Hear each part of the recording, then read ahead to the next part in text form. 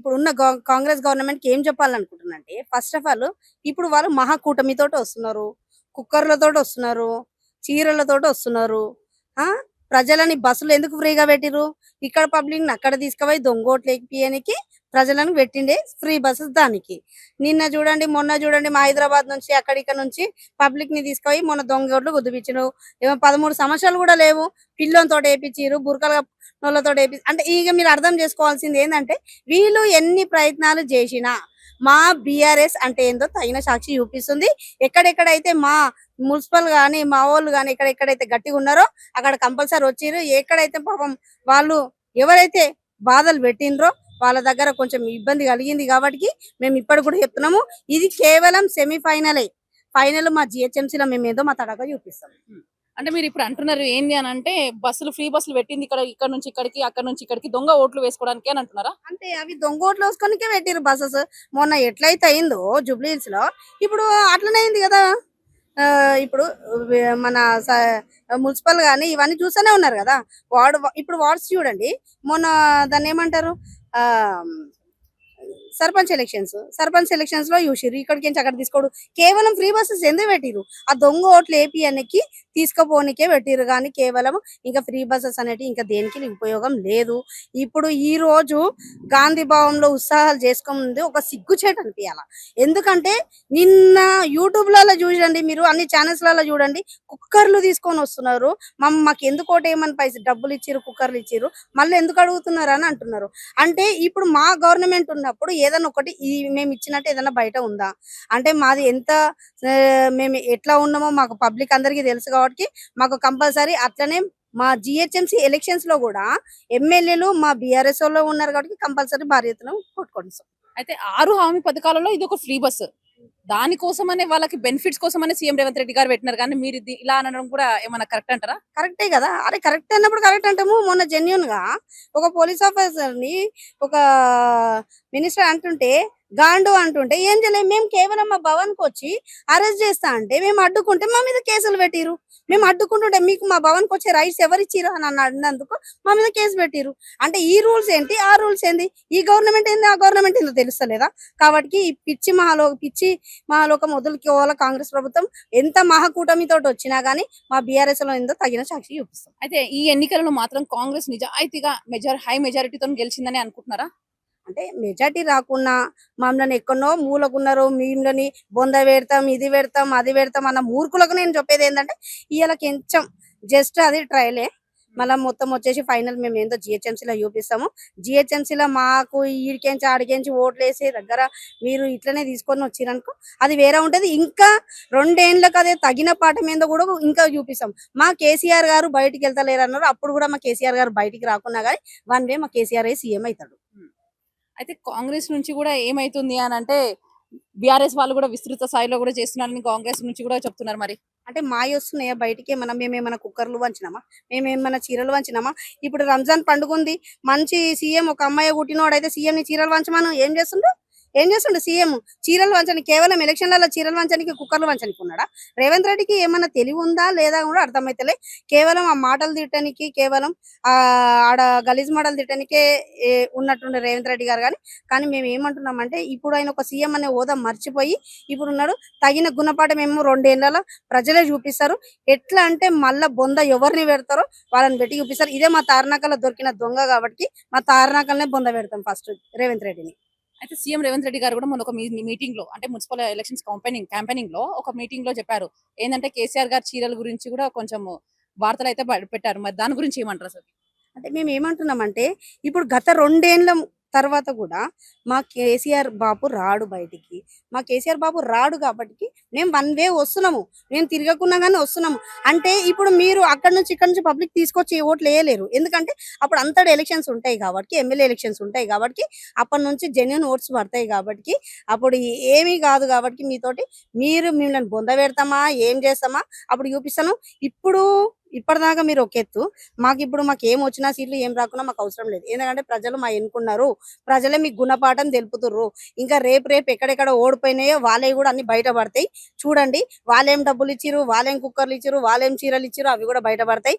ఇంకా ఎంత కొట్టుకుంటారు, ఎంత చేసుకుంటారో చూడండి. ఇప్పుడు ఎందుకంటే మొన్న రీసెంట్ మీరు చూసినట్టయితే ఎలక్షన్స్ రోజు వాళ్ళు ఓటు వేయక ముందుకే వాళ్ళు ఓటు వేసేసిరంట. అంటే ఎవరు వేసిర్రు ఇప్పుడు అర్థమైతలేదు. ఫ్రీ బస్ ఉంది, పబ్లిక్ ఇక్కడ నుంచి అక్కడ తీసుకోబోతున్నారు, వేపిస్తున్నారు ఓట్లు. అంతేగాని ఇంకా ఎవరు వేయలేదు ఆడ. కేవలం నేను చెప్తున్నా, రేవంత్ రెడ్డి ఒక్కడే గుద్దిపిస్తున్నాడు ఓట్లు, దొంగ ఓట్లు. అంతేగాని ఇంకా ఏడ జరగలేదు, ఏం కాదు. ముందస్తుగా ఇప్పుడు జిహెచ్ఎంసీ మున్సిపల్ కార్పొరేషన్స్ కూడా ఉన్నాయి ఎలక్షన్స్. అప్పుడు బీఆర్ఎస్ ఎలా చూస్తుంది అన్నట్టు? ఇప్పటి వరకు అయితే ఇప్పుడు 3 మున్సిపాలిటీ చేసిండు, ఏం పని పట్ట లేక. అట్లా అయినా పర్లేదు, మాకు ఎన్ని మున్సిపల్ చేసినా కానీ మేమే వస్తాము, మీరు చెయ్యకున్నా కానీ మేమే వస్తాము. ఏంటంటే ప్రతి గల్లీలో కానీ ఎక్కడ కానీ మేము చేసినాం కాబట్టి, మేము గెలుస్తున్నాం కాబట్టి, మీరు ఒక ఈక్షతోటి ఈ రోజు డివైడ్ చేసిన వార్డ్స్ కాదు, ఎక్కడ పెట్టినా మా జిహెచ్ఎంసీలో మేము సీట్లు మేయర్ సీట్ కొట్టేది కంపల్సరీ ఖాయం. అంత నమ్మకంగా? అంతే నమ్మకం. ఇప్పుడు మీరు మా కూటమితో వస్తున్నారు, మేము సింగిల్ వస్తున్నాము. ఒక సింగిల్ వస్తున్నాము, మేము ఏం కుక్కర్లు ఇచ్చి చీరలు ఇచ్చి మేము ఏం ఇచ్చి కాకుండా ఒక సింగిల్ గానే ఈ రోజు ఆడదాకా వచ్చినామంటే అర్థం చేసుకోవాలి. కాబట్టి మేము కంపల్సరీ బీఆర్ఎస్ లో గెలుస్తున్నాము. ఎందుకంటే మా ఎమ్మెల్యేలు కూడా ఇక్కడనే ఉంటారు కాబట్టి, ఇక్కడ కొంతమంది గుంటనక్కలు ఒక 10 మంది దున్నపోతులు పోయిన వాళ్ళు, వాళ్ళతో మాకు సంబంధం లేదు.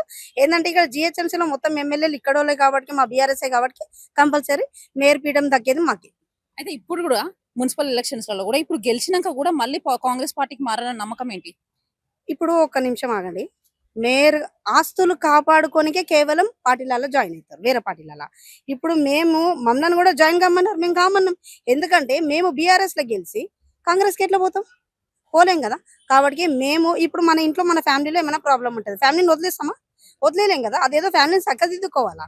అంతేగాని ఫ్యామిలీని వదిలేసి వేరే దగ్గర పోతుంటే అదేందో అందరికీ తెలుసు. కాబట్టి ఇప్పుడు పోయిన వీధి కుక్కలకు వాళ్ళకు టికెట్ ఇస్తారా ఇయ్యరా అని తెలుసు కాబట్టి వాళ్ళకి బాధలో ఉన్నారు. అంటే ఈ ఎన్నికలలో మాత్రం కొన్ని కాంగ్రెస్ వాళ్ళు ఏం చేస్తున్నారు అని అంటే అధికారిక ప్రలోభాలు కూడా చేపట్టే జరుగుతున్నాయని కూడా విన్నాం. మరి అది ఎంతవరకు వాస్తవం అంటారు? ఇక అవన్నీ చెప్పాలంటే మీరు ఇప్పుడు చూసుకుంటూనే ఉన్నారు, మేమేం చెప్తాం చెప్పండి. మేము చెప్పాల్సిన అది వేస్ట్. ఎన్ని ఉన్నా కానీ ఈ బొంద పెట్టినా ఏం చేసినా కానీ ఎవరిని బొంద పెడతారో పబ్లిక్ వచ్చే జిహెచ్ఎంసీ ఎలక్షన్ లో తెలుస్తుంది. ఇంకా 2 ఏళ్ల తర్వాత కూడా ప్రజలు చెప్తారు. ఇప్పటికీ కూడా చెప్పుతోడు కొడుతున్నారు, వీధిలాల తిరుగుతుంటే పబ్లిక్. ఇక్కడ కరెంటు బిల్లు మాఫ్ అన్నారు, నల్ల బిల్లు మాఫ్ అన్నారు. ఇక్కడ మాకు ఈ రోజు మేము అప్పుడు మా కేసీఆర్ ప్రభుత్వంలో ఉన్నప్పుడు మన శాఖలోళ్ళకి అనేది పాపం కరెంట్ ఫ్రీ ఇచ్చినాము. ఇప్పుడు అది కూడా తీసేసిందంట వాళ్ళు. పాపం నిన్న ఒక గోస కాదు. ఏమంటున్నామంటే మేము అట్లాంటి పనులు చేయకుండా మీరు చేసిన స్కీమ్స్ ఇవ్వండి. మేము చేసిన స్కీమ్స్ తీసేసి మీరు ఇచ్చే స్కీమ్స్ ఇస్తలేదు, మేము చేసే స్కీమ్స్ తీసేస్తారు. మేము అంటున్నది ఏంటంటున్నాం అంటే మీరు చేసేటి 6 గ్యారెంటీలు కనీసం అవన్నీ 204 అవైతే ఇస్తలేరు. 204 హామీ అవి ఇవ్వకున్నా 420 హామీస్ అయితే ఇస్తలేరు. కాబట్టి ఆ హామీలు ఇవ్వకున్నా సరే మీరు ఏవైతే ఆ చిన్న 6 గ్యారెంటీలను ఇస్తే అయిపోతుంది కదా. ఇస్తున్నారు కదా, ఇచ్చినారు కదా, సగానికి సగం ఇస్తున్నారు. కుక్కర్ ఇచ్చిరు, ఒక దగ్గర చీరలు పంచారు, ఒక దగ్గర కూర ఇచ్చి ఈ కుక్కర్లు పంచుతారు, ఇవే పంచుతారు కానీ ఇంకేం లేదు. నెక్స్ట్ మీ బీఆర్ఎస్ నుంచి కార్పొరేటర్ కదా, ఇప్పుడు కార్పొరేటర్ నెక్స్ట్ కార్యాచరణ ఏంటి? అంటే కార్పొరేటర్ గా ఇప్పుడు అక్కడ మనకు ఇప్పుడు ఏంటంటే first of all SC reservations ఏవైతాయో ఏం డిక్లేర్ అవుతామో అండి మాకు అవసరం లేదు. మేము రూలింగ్ పార్టీలో ఉన్నా లేకున్నా మేము ఎట్లా కొట్లాడాలో మేము అట్లా కొట్లాడి తెచ్చుకుంటాం. ఎందుకంటే ప్రభుత్వం పైసా కంపల్సరీ రేవంత్ రెడ్డి దగ్గర మాకు కొట్లాడే రైట్స్ ఉన్నాయి. మేము ఇలాగనే కొట్లాడతాం. మా మీద ఎన్ని కేసులు వేసినా కానీ కొట్లాడతాం.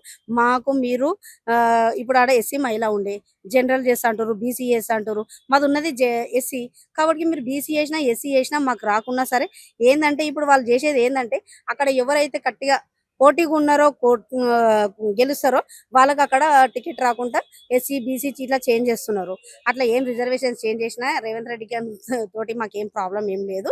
రేవంత్ రెడ్డి గారికి మేము ఒకటే చెప్పేది, మీరు ఎంత ఏం చేసినా కానీ ఇది జస్ట్ చెప్పినా కదా ఫైనల్ అనేది మీ జిహెచ్ఎంసీలో ఉంది. ఇంకా 2 ఏళ్ల తర్వాత అయితే నీ పుట్టగతులు కూడా లేకుండా పోతాయి. అక్క ఇప్పుడైతే కాంగ్రెస్ పార్టీ అధిక మెజారిటీతో గెలిచింది. మరి ఆ విజయాన్ని మీరు ఎలా చూస్తున్నారు అసలు? ఏం లేదు, కేవలం బెనిఫిట్ అయ్యేది ఇక్కడ ఒక్కటే రేవంత్ రెడ్డి వాళ్ళ వల్ల. ఎవరంటే కుక్కర్లు ఎవరైతే తయారు చేస్తారో ఆ కుక్కర్లు తయారు చేసేవాడు ఒక్కడే బెనిఫిట్ అవుతాడు. ఎందుకంటే ఇప్పుడు కుక్కర్లు మొత్తం ఎట్లున్నాయంటే రేట్లు అట్లున్నాయి. అందుకోసమే నిన్న మేము కుక్కర్ కొనడానికి పోయినాము. రేట్ ఏంది ఇంత ఉన్నది అనుకుంటే అప్పుడు గుర్తుకొచ్చింది, అరే నిన్న కుక్కర్లు పంచుతున్నారు కదా, ఈ కుక్కర్లు పంచుడు ఇవి పంచుడు అంటే కేవలం మా కేసీఆర్ గారు పెట్టిన గిఫ్ట్స్ ఏంటంటే ఫెస్టివల్స్ కి ఫెస్టివల్ అంటే క్రిస్టమస్ కి ఒకటి పెట్టారు, రంజాన్ కి ఒకటి పెట్టారు, అట్లా ఇస్తారు. కానీ ఎప్పుడు పడితే అప్పుడు అట్లా చిల్లర ఈ కుక్కర్లు ఇచ్చుకుంటా ఈ 2500 5000 ఇచ్చుకుంటా ఇట్లా ఓట్లు వేయించుకోలేరు. కాబట్టి ఇక్కడ బెనిఫిట్ అయ్యేది ఆ కుక్కర్ల మెటోడ్ తప్ప ఇంకా ఎవరు లేదు. అంటే ఆ కుక్కర్ల ఫ్యాక్టరీ తప్ప ఇంకా ఏది బెనిఫిట్ లేదు. అయితే అధికార పార్టీలో ఉన్నారు కాబట్టి ప్రజలు కూడా అధికార పార్టీని గెలిపియాలనే చాలా మక్కువ చూపించిండొచ్చు కదా. అంటే మా రూలింగ్ పార్టీ ఉన్నప్పుడు మీరు చూడండి, అదే 2-3 ఇయర్స్ లో ఇవే ఎలక్షన్స్ చూడండి, అదే మేము ఎవరికి ఇవ్వకుండా ఛాన్స్ మేము ఇప్పుడైనా ఇన్ని సీట్లు కొట్టినామంటే చాలా గ్రేట్ అనుకోవాలా. ఎందుకంటే రేవంత్ రెడ్డి గారు ఫస్ట్ ఆఫ్ ఆల్ మీరు చూడాల్సింది ఒకటే, మా రూలింగ్ పార్టీలో ఉన్నప్పుడు మీరు ఇదే మెజార్టీ చూడండి, మా మెజార్టీ ఏంది మీదేంది, మేము ఇప్పుడు ఇన్ని సీట్లు కొట్టుకొని వచ్చినామంటే, ఇన్ని వార్డ్స్ కొట్టుకొని వచ్చినామంటే ఈ రోజు మేము చాలా గ్రేట్ అని చెప్పుకుంటున్నాం. ఇంకా మీరు మహాకూటమి అయ్యి కుక్కర్లు వంచుకుంటా చీరలు వంచుకుంటా ఒక సిగ్గుచేట అనిపిస్తుంది. ఈ ఈ మెజార్టీతో వచ్చినందుకు చాలా సిగ్గు అనిపిస్తుంది మాకి. అదే అంటే ఇప్పుడు గాంధీ భవన్ లో జరిపే ఉత్సవాలను కూడా మరి మీరు ఎలా చూస్తున్నారు అసలు? చాలా చిల్లరగా చూస్తున్నాం. ఎందుకంటే మేము చేసేటి అన్ని జెన్యున్ ఉన్నాయి. వాళ్ళు ఒక మహాకూటమితో వచ్చిన ఏం పెట్టుకొని చూసినా గానీ అక్కడ గెలిచింది వాళ్ళు ప్రజల గురించి ఎట్లా ఓట్లు వేసిరు, ఎట్లా ఏందో ఈ సేమ్ జూబ్లీహిల్స్ ఎట్లా అయిందో అట్లనే వచ్చినాయి ఓట్స్, అట్లనే గెలిచిరు. కాబట్టి ప్రతి ఒక్క మనుషులకు తెలుసు అక్కడ మనుషులు ఎవరు ఓట్లు వేయలేరు అని చెప్పిరు. కాబట్టి అది ప్రజలందరికీ తెలుసు. ఏంటంటే బయటికి ఏం తీసుకొచ్చి వేరే వాళ్ళతోటి వ్యక్తులతోటి వేపించిరు ఓట్లు. ఎందుకంటే ఇప్పుడు మీరు చూసినట్టయితే మీరు లైవ్ గా మీరు చూడండి, యూట్యూబ్స్ లో అన్ని ఛానల్స్ ఓపెన్ చేసి చూడండి. మీరు ఏంటంటే జెన్యున్ గా అధికారులు పోలీస్ అధికారులే జెన్యున్ గా పంపిస్తున్నారు. అంటే ఈ గవర్నమెంట్ అలాంటి పోలీస్ శాఖ వాళ్ళు కేవలం చేసేది గవర్నమెంట్ రేవంత్ రెడ్డికి పనిచేస్తున్నారు. అంతేగాని ఇక్కడ పబ్లిక్ ఎవరికి నష్టం లేదు.